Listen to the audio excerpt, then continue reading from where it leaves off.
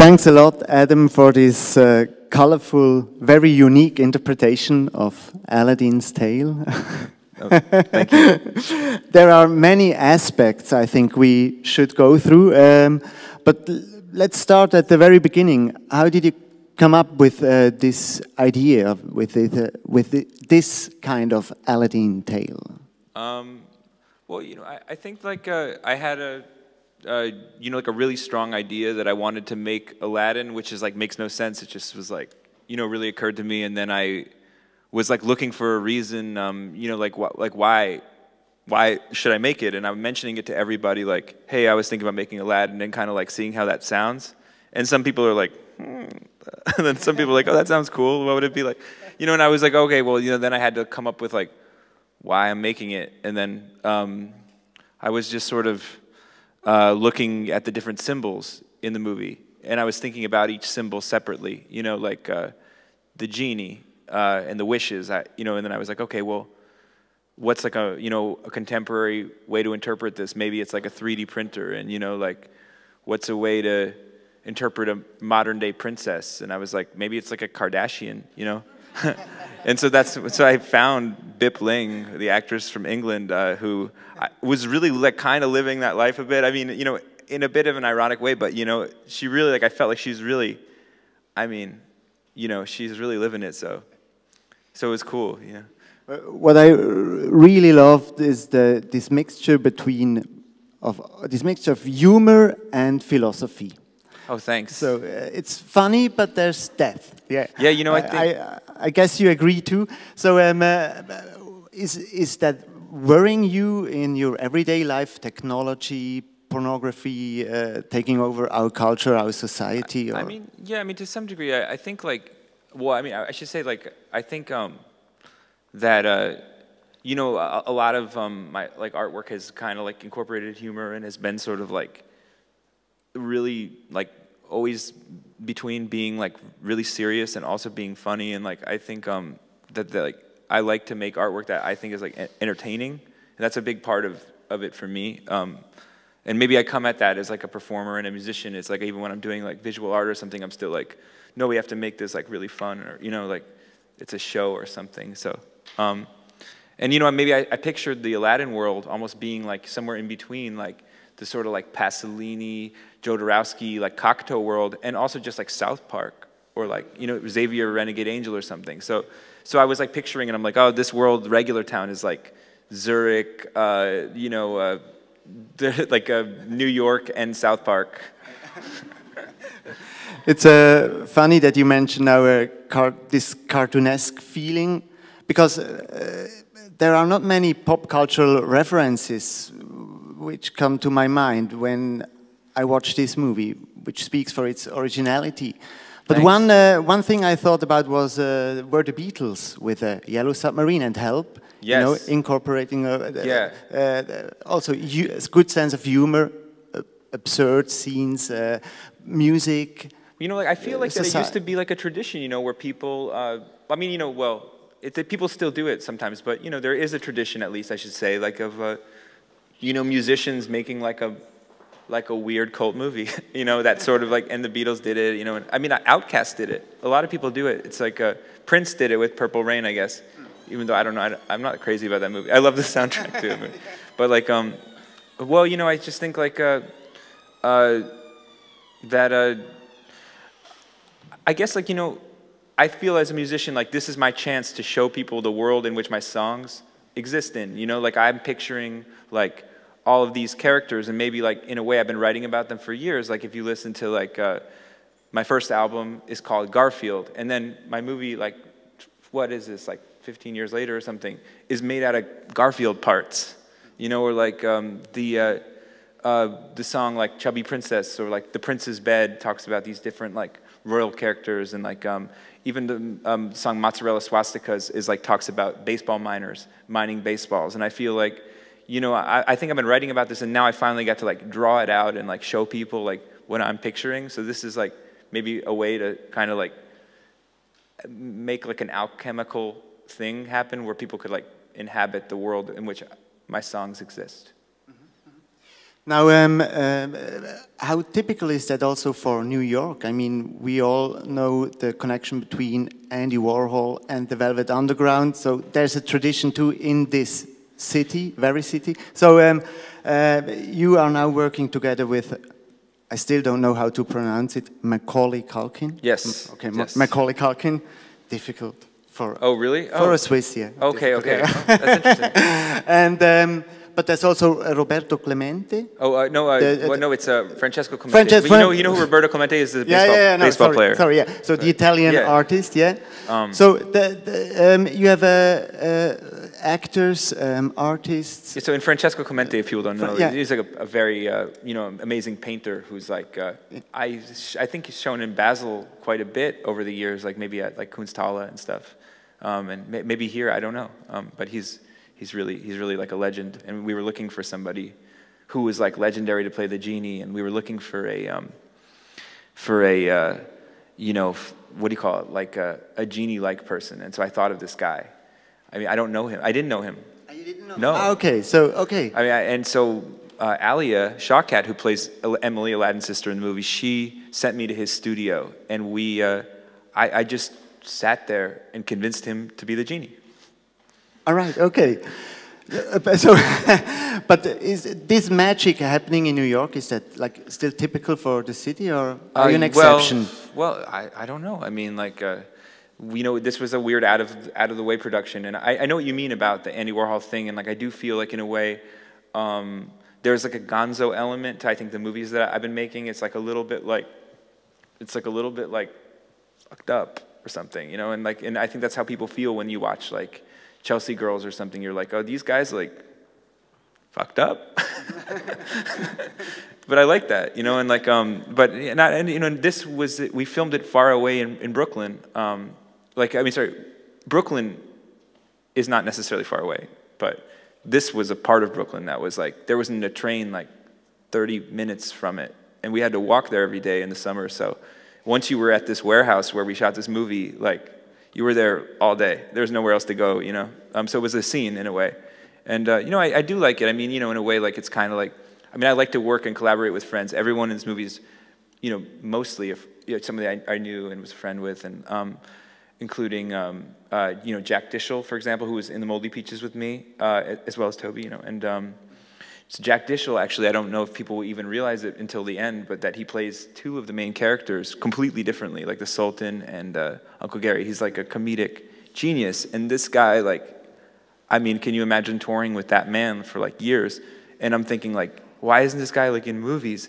And and same with Parker Kindred, who plays Gennaro Russo, is also he played drums with me. He also played drums for Jeff Buckley, like he played drums for Anthony and the Johnsons, and same, I'm touring with this guy, and I'm like, this guy's a fucking great actor, and I just was so it was cool to just be like, I'm gonna take real professional actors like Macaulay Culkin, Natasha Lyonne, Alia Shawkat, and have them act with like just a bunch of musicians, and it was an interesting experiment, and I think everyone like enjoyed it.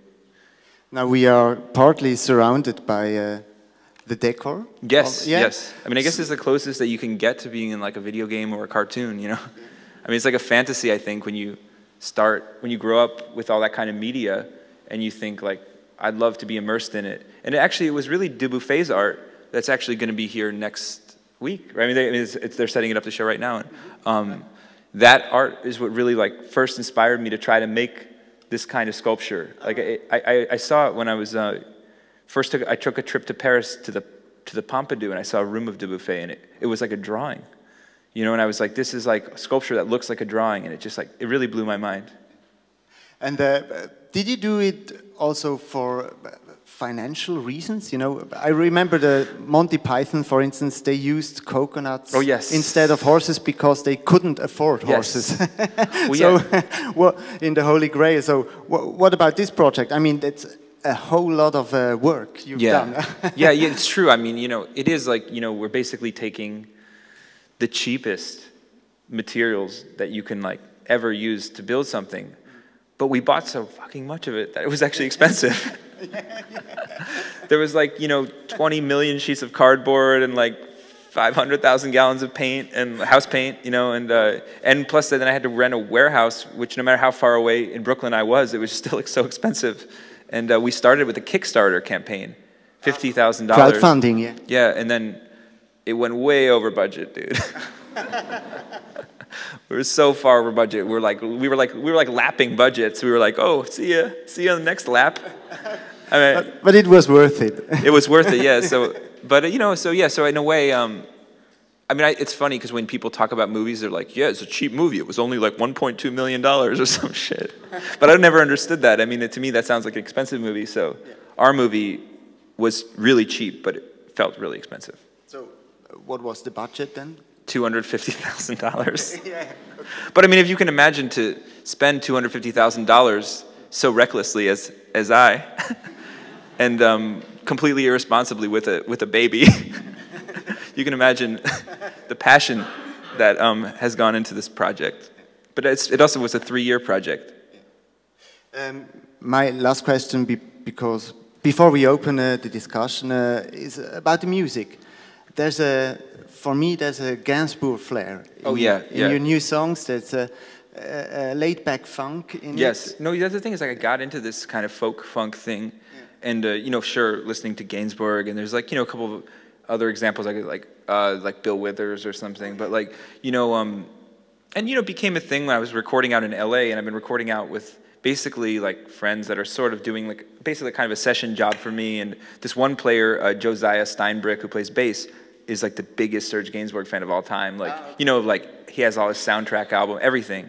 And he just plays like everything is like, what do you call it, like Herbie Flowers or something. You know, like everything is Gainsbourged out. And I don't mind, I like it. And same with, it was that same discussion we had with the producer, like, let's get the drums to sound like Bill Withers or something. Like, let's get or the drummer and Bill Withers. Like, you know, when we started to mute every single instrument, like so much, you know, everything bass was like, to record the bass, we would like put like foam in it, and like everything would just become like, you know, like that doesn't sound like it at all. But yeah, but you know, like no sound. And so, yeah, so I do think that, and you know, it's funny because it's not just that, it's the whole movie is the aesthetic is, you know, I've been like wearing bell bottoms and stuff. I feel like I feel like if the whole world was wearing bell bottoms, it would just be like a more groovy place. And so, you know, it's like you only get like one chance to make your own world. And so for me, I'm just like, okay, cool. Everyone will wear like high-waisted bell bottoms, you know, all the music will be like folk funk. Like, it'll just be totally cool, you know. Like, I mean, I don't know. That's just, you know, it's with the world I want to live in. So, you know, and people will dress in medieval roughs, you know. Well, now, if you would like to ask a specific question. Yeah, please. If anyone just has. Hold up your hand, yeah. Questions. Don't be shy if you want to ask anything. But I might ask about is that right? The mountains are Swiss mountains? Oh, yeah, yeah. So you flew over the Atlantic for... Yes, well, there's a Swiss element to the movie. Like, you know, some of the crew, actually some people are here. Sevi Barenbold was assistant camera, and Dominic Fry was the co-producer of the movie. He's also here, and actually, and Nicky, his brother, helped to build the Swiss props, and you know, it was just sort of like you know, there was this sort of funny opportunity to do a Swiss scene because he goes into the mountains, and honestly, the mountains. You could have gone to the Catskills, or well, you know, the mountains actually was one of the things that was hard to imagine doing in the warehouse. It didn't really, like, it was hard. I was just like, how am I going to make the fucking mountains? Like, it's not, it was like, I mean, it was hard. So then this idea of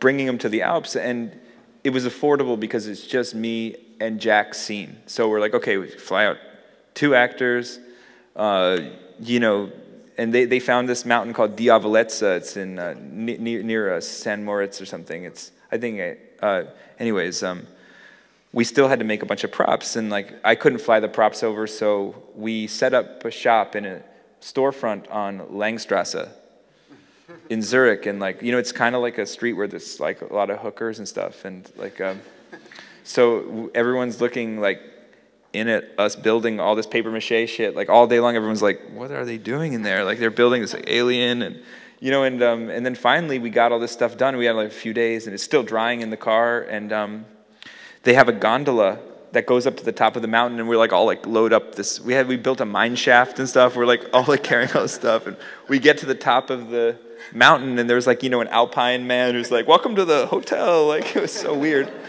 And what's funny is then like we got really lucky with the weather, with that kind of foggy day that you see, and it's like very, very moody and stuff, and like actually it was lucky that the sky cleared up in the morning, so you could actually see like Uncle Gary on top with the phone call, and you could see the mountains, and that was nice. I'd like to see the making of. There is a making. Part. There actually is a make. Oh well, yeah. Oh yeah. We did a behind the scenes. We showed it last night. I'll probably release it around the time when the movie comes out. Like I think the movie's going to come out in May, you know. And and actually, you know, one of the first song, "Never Lift a Finger," that's you can see in the dream sequence. We actually put out a video for the song that sort of has part of that in it. And we put out the single, like I think we put it out yesterday. So yeah, so that was my first actual Aladdin like kind of thing that I put out, and I'm building up to eventually putting out the movie in May, I believe. Mm-hmm. In May. One question over here. Cool. Thank you for being the first question. I wanted to ask what the shit sandwich actually was representing, because I didn't get it. Well, I don't know. You know, it's like, it's kind of like, I was just thinking like that sort of like Dantes Inferno thing where, you know, people come to a point in their life where like they go into like the middle of a woods and they're kind of lost or whatever, and just maybe like I felt like as I kind of was like approaching 30 years old or something, like I felt like I'm just like shit sandwich was just like coming towards me, you know, like just, you know, a lot of things that were unraveling, you know, personally, like, you know, I got like divorced and I was sort of just like not really sure what to do, and like a bunch of unpleasantness, and also like you just have no idea what, it seems like things are coming up, you know, like wrong if you like flip a coin like 10 times and like it keeps on being bad, like how many times like before you just kill yourself or something, you know. So it's just like I don't know, it just feels sometimes like I felt like, you know, just you just feel like you're like running away from some weird thing that's like a tornado filled with knives, and you know, and so that's the shit sandwich for me. It's like, you know, and then the idea behind like I guess the redemption of that idea is like, you know, I'm like gonna enjoy my shit sandwich, and you know, I'm also gonna like split it with somebody that I love or whatever. Yeah, yeah. Yeah, that's what I thought. I mean, it sort of was like a harbinger of sort of temporary doom, you know? I mean, I guess in this film. Thanks for understanding it now.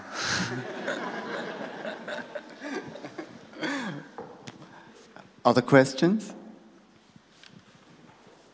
Thank you. So you've been to the music business now for a couple of years. Yeah. Could you imagine after this project to go into movie business? Oh, it's funny, like, I mean, definitely people, certainly when you start talking with people in the movie business, they're like, oh yeah, you know, like, you know, and then you're gonna like start making movies, or what's the next, you know, like, I don't know.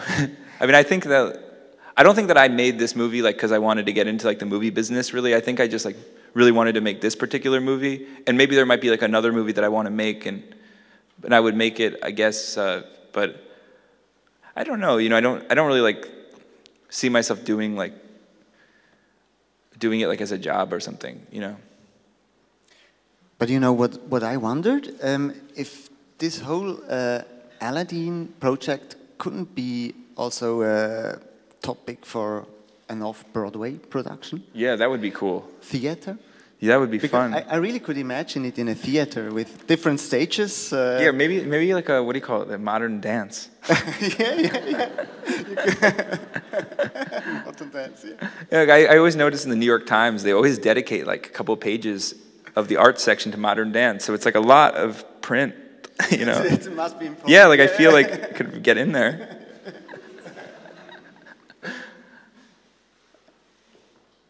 Other questions? Yes, in the back.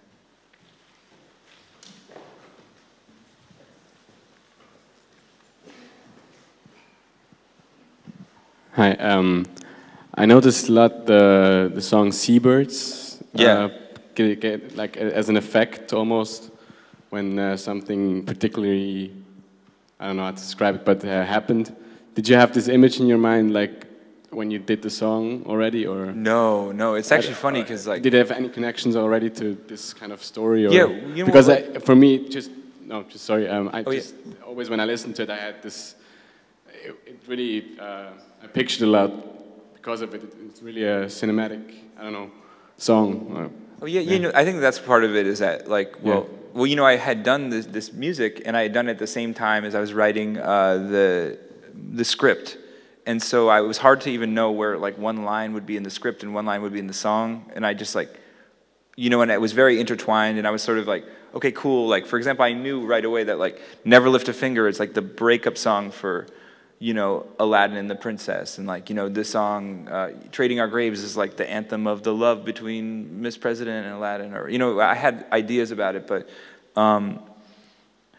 then when I actually recorded the album, you know, and it was like, an album is like, what, 30 minutes? My album was like 30 minutes, so it was like not, when I went to score the film, I realized there's not enough music in this movie. I mean, like, there just was these scenes that were totally silent, and actually, people were like talking about, you know, because we felt like we didn't have a lot of time, and you know, it was like, oh, have you ever considered having somebody write score for the movie? And I was like, wait a minute, like I have so much music, and like I also, when we do the mixes, we often keep the instrumental of the music. They call it like the stem.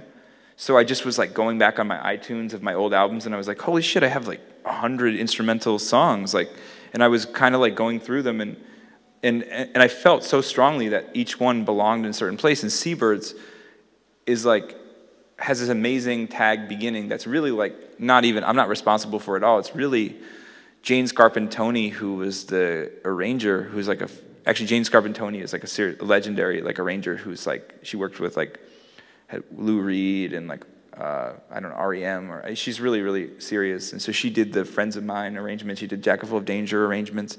And so she wrote this cinematic part, and it just seemed like perfect for a movie. I always thought since I first heard it, it sounded like a movie. That's what I thought. Yeah. Yeah, and you know, it's funny because when we started to work on a trailer for the movie, it was like, this sounds like a movie. So it was cool to have that. You know, it's just like fun. Actually, that's one of the fun things about writing, like having written a lot of songs that you just can like, you know, pull them out or whatever. I felt like that last night when I was playing here at Beyeler. I was like, shit, I haven't played like 40 songs here or something. I don't know. I mean, you know, it was a lot.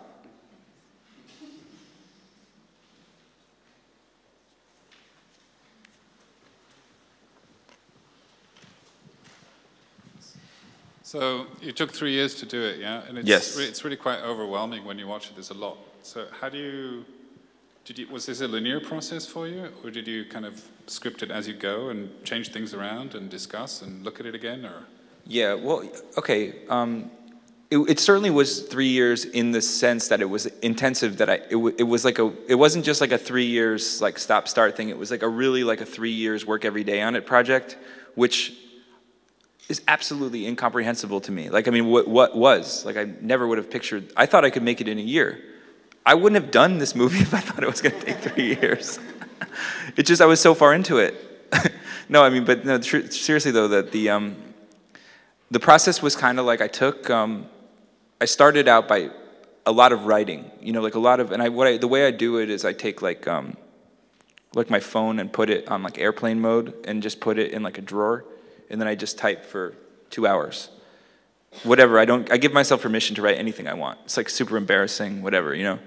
Don't even read it that night. Just the next day, maybe not even the next day, maybe like next week I read it. Then I take my favorite parts out of that. Sometimes if I like it, I'll write it on like a little piece of paper. Then I have a bunch of pieces of paper, you know, like tons of them, just like a little, like an index card stack. And then sometimes I'll just sit there and I'll put them all on my floor, and I'll just look at all the lines, and I just look at them, and I just see that some of them are actually connected to each other. I start like grouping them into like clusters of concepts.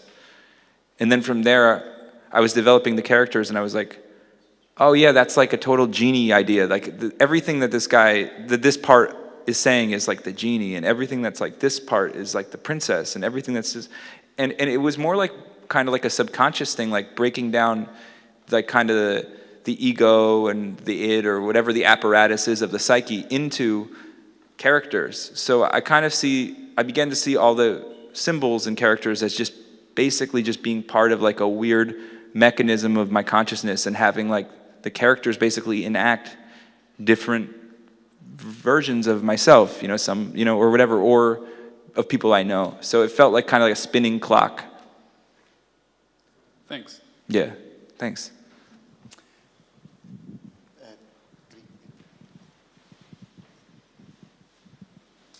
I'm just wondering, once you have finished your script while doing the film, how much improvisation was while doing it, really? Well, okay. Well, so for The Wrong Ferrari, which is the last movie I made, the script was written like on tour, and I would have like, it was the same kind of technique. I would have similarly like these sort of cards, and I'd give them to the actors the day of the shoot. I'd be like, these are your lines. But that's because I wrote it last night, so I just was like, you know.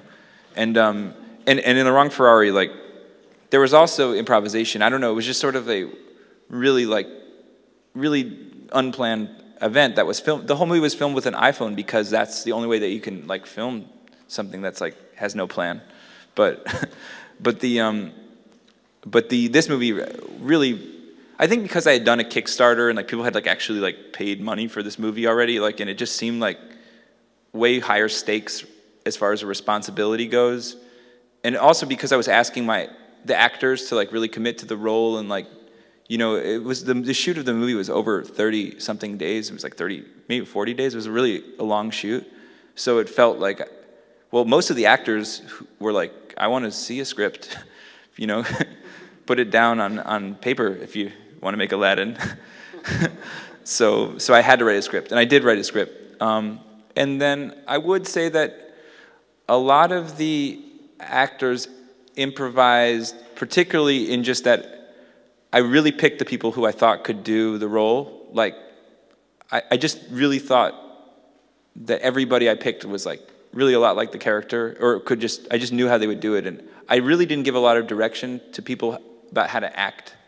I really like just let them act. And I think that's like a really nice way to work with actors, because they really enjoy that. You know, they really like you to trust what they're doing. So that's the one thing I would say. I just kind of like let them improvise with every way that they would act. Yeah.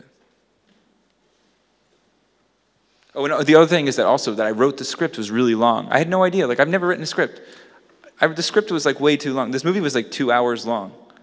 That's another thing about this movie, is that why it took 3 years is I had this 2-hour movie, and it's so long, and like, and I was just looking at it like, I like it all because it's my stuff. And it took me 2 editors and like a year just of slicing. We'd watch it like hundreds of times. Me and Yazzie would watch it. You know, me and Jack would watch it, like, and just be like, you know, can we try cutting this part? And then finally, it was this other editor who was not involved in the project at all, the guy Jim Jordan, who really like sat there and was like, this sucks over here. This scene is terrible. You have to take this out. And like, you know, that was actually cool to just have someone just be like, this is really funny. This is not funny. This sucks. Like, and it was like, and I felt like good because I knew that he liked the movie a lot. I just knew that he was being honest about it. You know, he wasn't like, this is all bad. He just knew that some stuff was bad. So it felt good. Maybe one last question? Or maybe this already was the last question? Yeah? Yeah, I don't know. Well, if anyone wants to know anything, I'm around. Thanks a lot, Thanks. Adam. Yeah, thanks for coming. Fantastic.